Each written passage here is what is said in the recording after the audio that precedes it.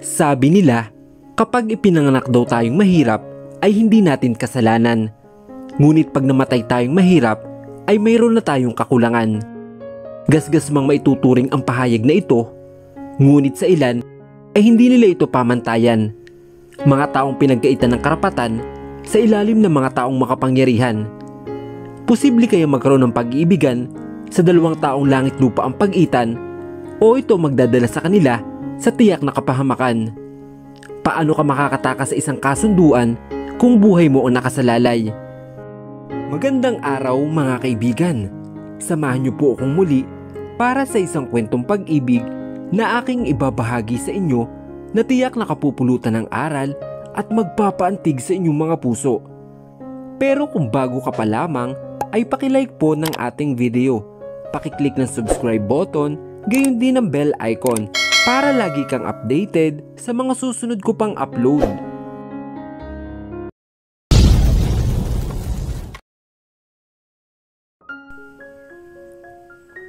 Nakakabinging katahimikan ang namamayani sa loob ng sasakyan kung saan parehong walang balak magsalita ang dalawang sakay nito. Diretso ang tingin ni Rafael sa daan dahil siya nagmamaneho ng sasakyan habang si Sophia naman ang nasa passenger seat, nakatingin sa may bintana at abala sa pag-iisip kung paano susuyuin ang kanyang katabi. Matapos niyang mapagtanto kung anong kasunduan ang sinasabi ni Rafael, hindi na siya pinatahimik ng konsensya niya kahit sa totoo lang wala naman siyang dapat ihingi ng tawad dito. Ang natatanda niya, hinamon niya ito patungkol sa pagyaya nito sa kanilang kasal, subalit wala siyang sinabi na pagpayag niya. Malinaw na malabo naging usapan nila pero hindi niya mawari kung paano bubuksan ang topic na yon. Gayong mukhang seryoso si Rafael sa usaping iyon, base na rin sa mga reaksyon ipinapakita nito mula pa kanina. Napatingin siya sa cellphone na kanyang hawak nang bigla itong tumunog. Isang mensahe ang kanyang natanggap galing kay Michelle na nakapalitan niya ng numero kanina. Nakalahad dito ang isang eksaktong lugar at eksaktong oras ng kasal nito sa darating na Sabado. Sino yan? Tanong ni Rafael nang hindi matiis ang katahimikan. Kanina pa rin itong pinapakiramdaman ni Sophia dahil hindi ito nagsasalita magmula nang umalis sila sa mall kanina.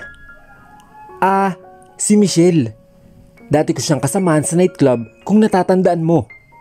Tugon nito sa kanilingon si Rafael. Nagkita kasi kami kanina sa supermarket nang hindi sinasadya. Ngayon na ulit kami nagkaroon ng chance para makapag-usap. Pero masyadong maikli ang oras kaya kinuha namin ang contact number ng isa't isa. Tumangutango si Rafael kahit hindi na matandaan kung sino ang tinutukoy nito. Pwede mo siyang imbitahan sa asyenda kung gusto mo. Sige. Pero siya ang una nag-invite sa aming dalawa. Kaya ako muna ang pupunta sa kaniya. Ani Sophia saka binalik ang tingin sa kanyang cellphone. Sa darating na Sabado, kasal na niya. At iniimbitahan niya tayong dumalo sa okasyon na yon. Hindi naman ako tumanggi since wala naman ako nakikitang rason para tanggihan siya. Gusto mo bang sumama? Isang nakakabing katahimikan ang bumalot sa kanilang dalawa. Well, okay lang naman kung ayaw mo. Kami lang ni Amanda ang pupunta. Bakit ba ang hilig mong pangunahan ako sa mga desisyon ko? Ani Rafael saka binaling ang tingin kay Sophia. Sorry. Ang tagal mo kasing hindi sumagot. Kaya ang nasa isip ko, hindi mo gustong sumama. Ang rason na lamang nito. Anyway, 9:00 sa Sabado ang start ng wedding ceremony. Sa Monte Maria ang wedding reception. Malapit lang siya dito, hindi ba? Oo, malapit lang. Tugon nito saka hininto ang sakyan na makapasok na sila sa garahe. Doon lamang namalayan ni Sophia na nakauwi na pala sila. At bago siya makababa ay pinigilan siya ni Rafael. Bakit Rafael? Matagal bago ito nakasagot sa kanya. Wala. Tsaka na lang. Napaawang na lamang ang bibig niya at di malaman kung sinasadya ba ito o talagang nagdadalawang isip si Rafael na ilabas ang balak nitong sabihin sa kaniya. Imbis na bawasan ang iniisip niya, lalo lang itong nadagdagan. Ano yung itatanong nito? Bakit kaya hindi tinuloy? Nagtatampo ba ito patungkol sa kasunduan na nalimutan niya? Masama pa ba ang loob ni Rafael sa kaniya? Sa dami ng tanong, napabugo na lamang siya sa hangin at bumaba ng kotse na naguguluhan sa astanang kasama niya. Nang makapasok sa asyenda, sinalubong sila ng mga kasambahay para kuhanin ang mga pinamili nila. Si Rafael naman ay walang imik na pumanhik sa itaas para magtungo sa kanyang paboritong opisina, habang si Sophia naman ay dumiretso sa kusina para tumulong kina Manang Linda. Nang sumapit ang Sabado, sabik na sabik si Amanda nang malamang aalis silang tatlo. Maaga pa lang ay nakagayak na ito. Manang Linda, pakibisan lang si Amanda ng maayos at angkop na damit. Isunod yun agad sa ibaba. Ako na po ang bahala, senyor. Anito, saka hinila si Amanda papasok sa kwarto. Amanda anak, nasaan ang mama mo? Hindi na natuloy ni Rafael ang balak sabihin na makitang wala na pala siyang kausap sa kanyang harapan. Dahil sumunod pala ang kanyang anak, kina Manang Linda. Bumaba siya ng hagdan at nang masalubong ang taong hinahanap niya ay paakyat naman ito sa itaas. Pareho silang natigilan at ilang segundo din na nagtitigan. Si Amanda? Tanong ni Sophia na maramdamang walang balak basagin ni Rafael ang katahimikan sa pagitan nila. Sa lalim ng tingin nito sa kaniya, ramdam pati hanggang kaluluwa niya. Bagay sa iyo ang suot mo. Nabalik siya sa sarili nang marinig ang sinabi ni Rafael.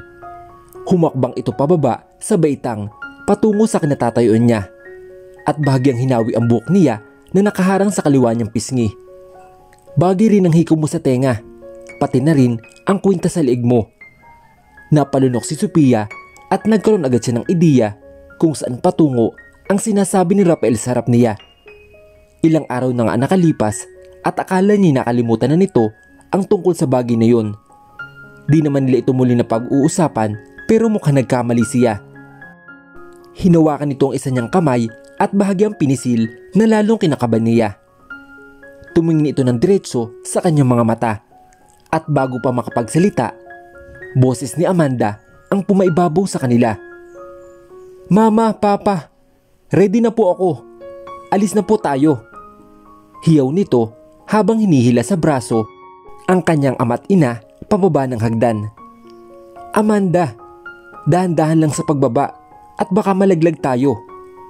Ani Sophia at mabuti na lang kasunod namang ito si Manang Linda na nagpakalma ng sitwasyon. Binalik niya ang tingin kay Rafael na blanko na ekspresyon ng mukha ngayon.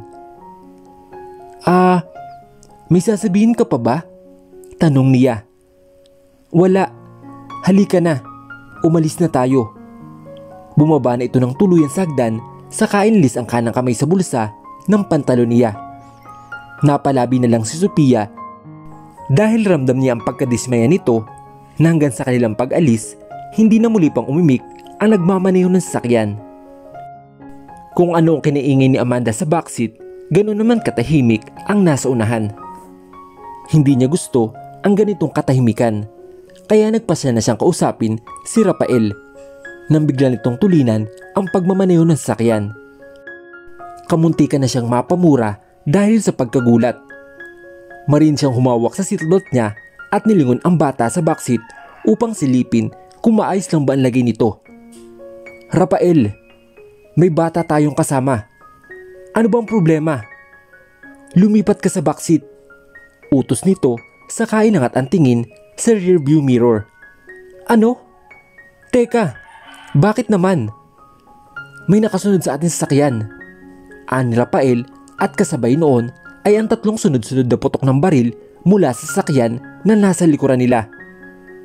Mahigpit ang hawak ni Sophia sa grab handle ng kotse dahil sa makapigil hiningang pagpapatakbo ni Rafael ng sasakyan nila. Mabilis ngunit maingat dahil meron silang bata na kasama sa likuran na may suot na headphone at abala sa hawak na gadgets para pansamantalang iwanan ang realidad. Ito ang naisip ni Sophia para madistract si Amanda na mukhang effective naman dahil hindi nito inaalis ang mga mata sa nilalaro. What the? Sino ba ang mga ito? Tiimbagang nawika ni Rafael habang tinitingnan sa side view mirror ang nakasunod sa kanila. Huminto na ito sa pagpaputok ng baril, ngunit hindi pa rin napanatag ang loob ng dalawa dahil patuloy pa rin itong humahabol sa bilis nila. Maluwag ang kalsada at ilang sasakyan lamang ang kanilang kasalo sa daan, na ipinagpasalamat na rin ni Rafael sapagat hindi siya hirap maghanap ng ibang daan para matakasan ang kotseng humahabol sa kanilang likuran. Saglit niyang inilis ang tingin sa daan para kuhanin ang baril na nasa glove compartment. Ako na ang gagamit. Gulat siyang napatingin kay Sophia nang agawin nito ang baril sa kaniya. Hindi naman niya ito mabawi agad dahil ang kanyang atensyon ay nakatutok sa daan. Anong sinasabi mo? Ibigay mo sa akin yan ngayon na. Hindi mo alam ang gagawin mo. Rafael, alam ko ang gagawin ko. Anito, sakay kinasa ang pistol na hawak niya.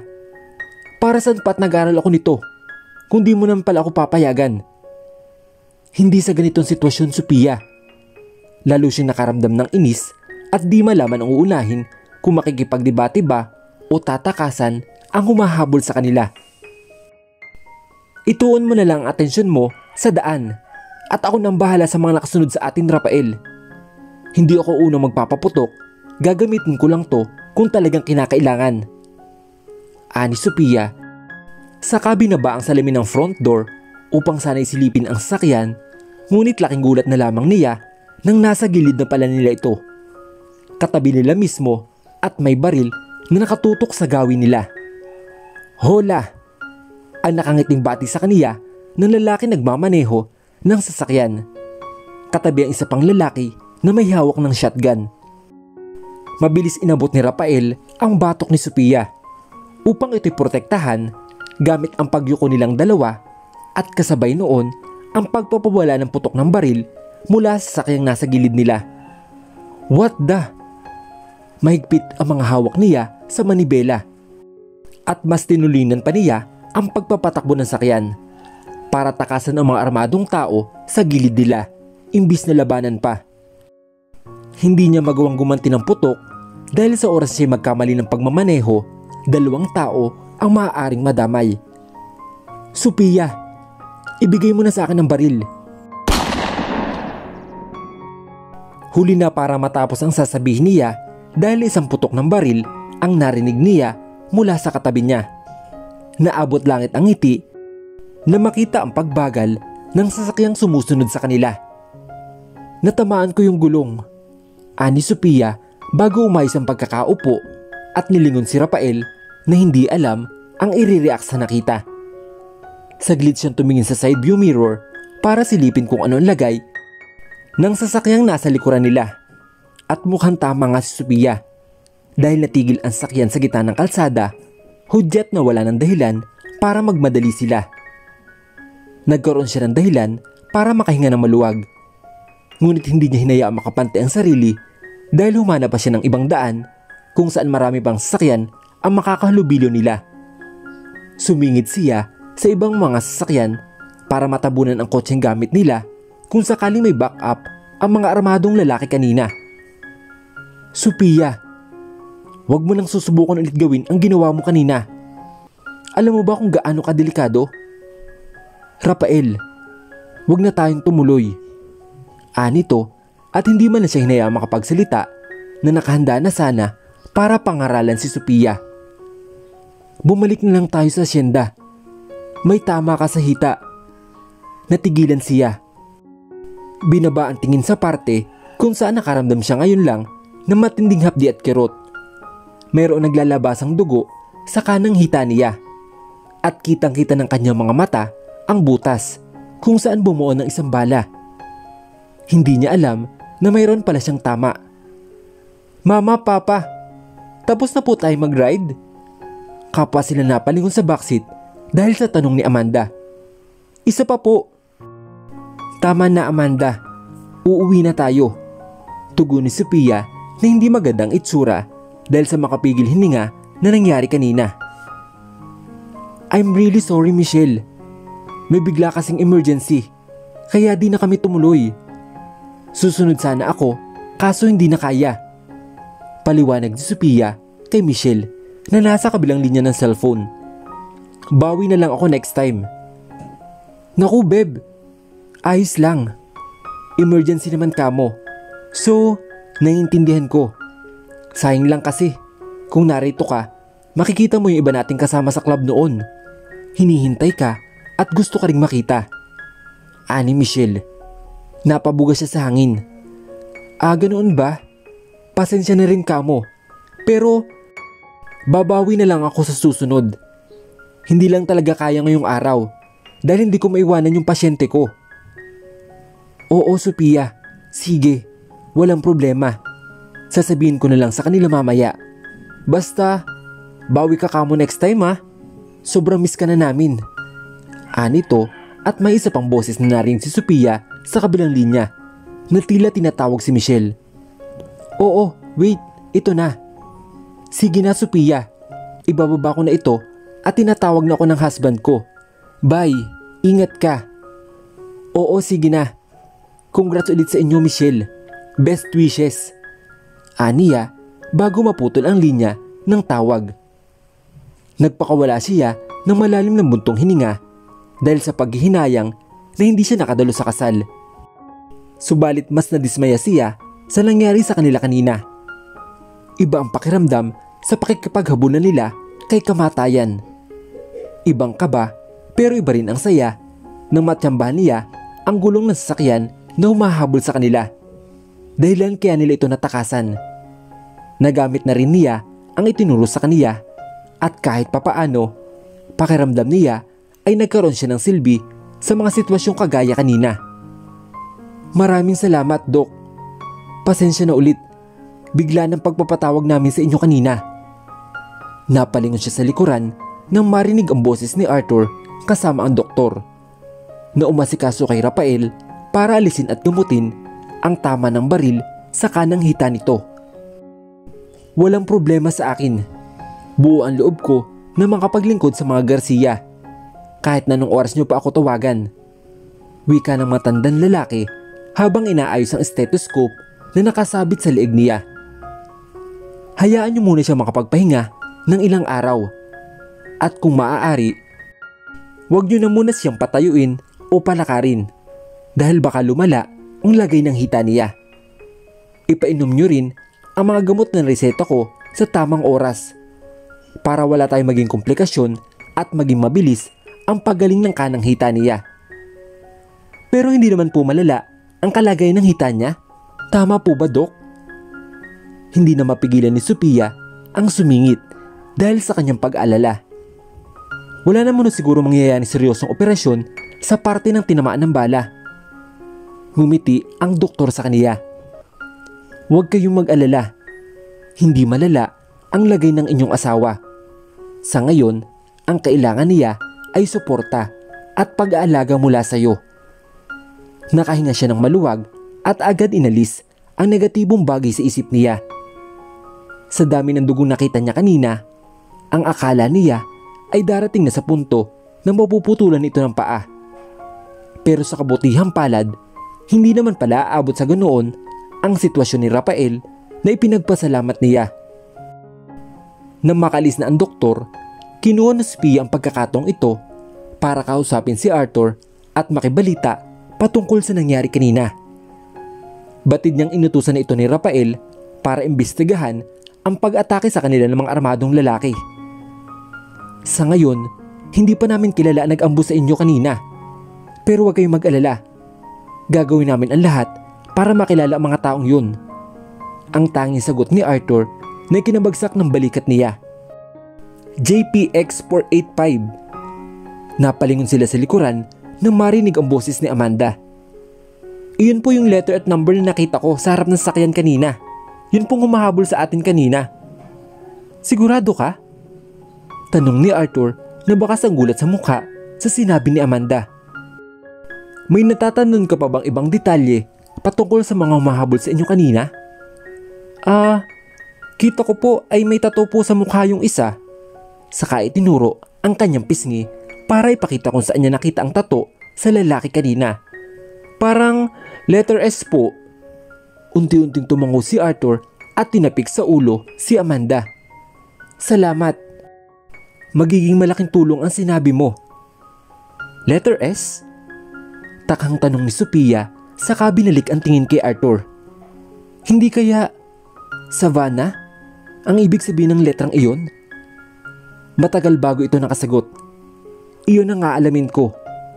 Hindi alam ni Sophia kung tama bang mag-akusa siya, gayon hindi naman matibay ang ebidensya at letang nakita sa mukha ng lalaki na umatake sa kanila.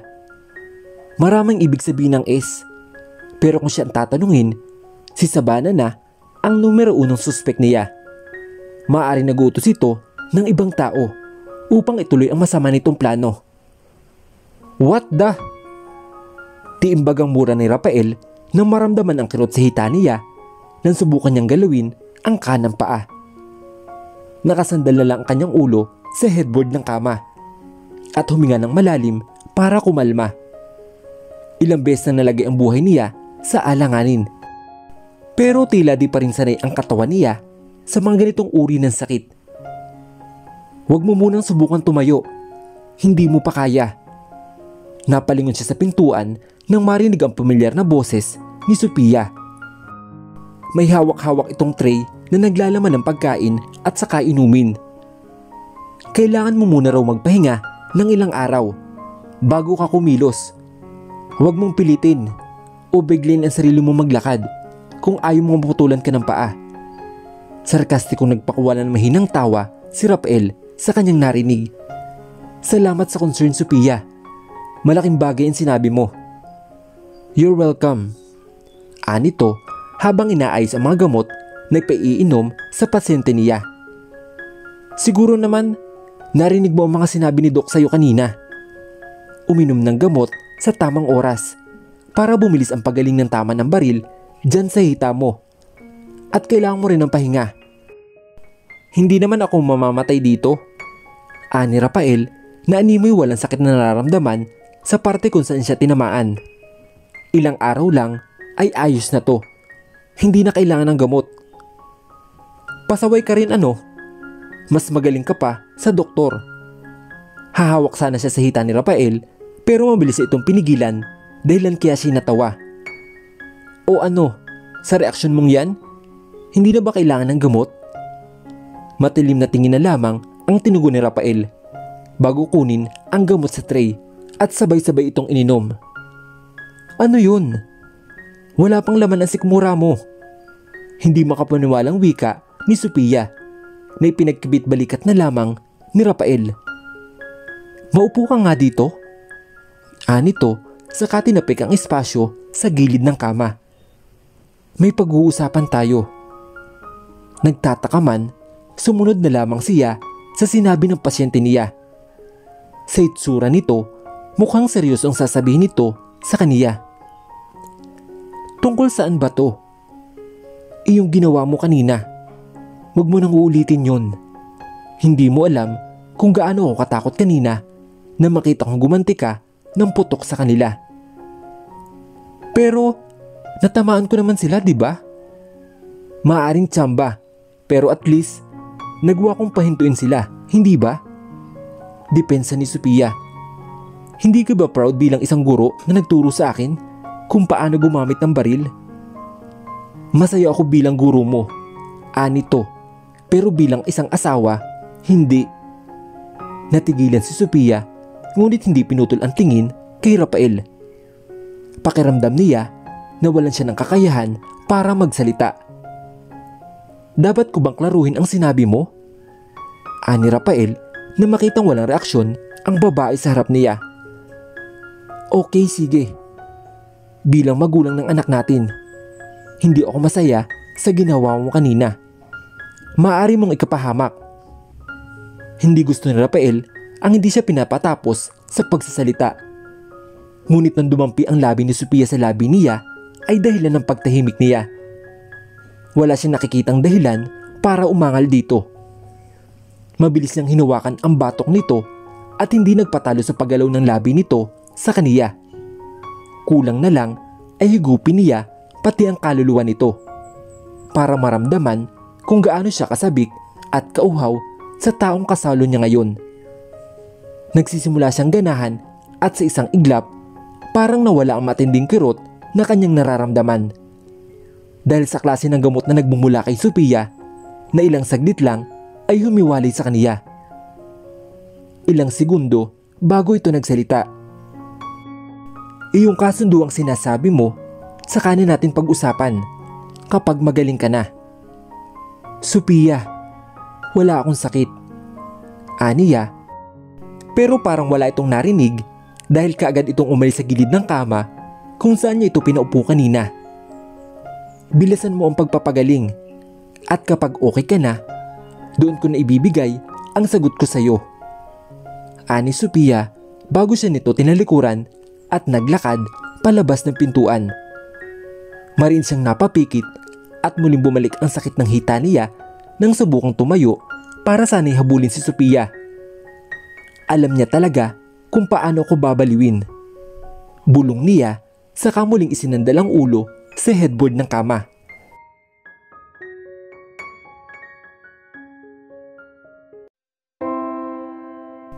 Tuluyan na kayong mahulog ang loob ni Raphael at Sophia sa isa't isa sa kabila ng mga pangyayari na kinakaharap nila. Sino nga kaya ang taong nasa likod ng mga pangyayaring ito na nais maglagay sa kanila sa kapahamakan? Ano ang naghihintay na kapalaran sa buhay ng kanilang pamilya? Sabay-sabay po nating tunghayan sa susunod na kabanata ng ating kwento. Hanggang sa muli mga kaibigan. Paalam!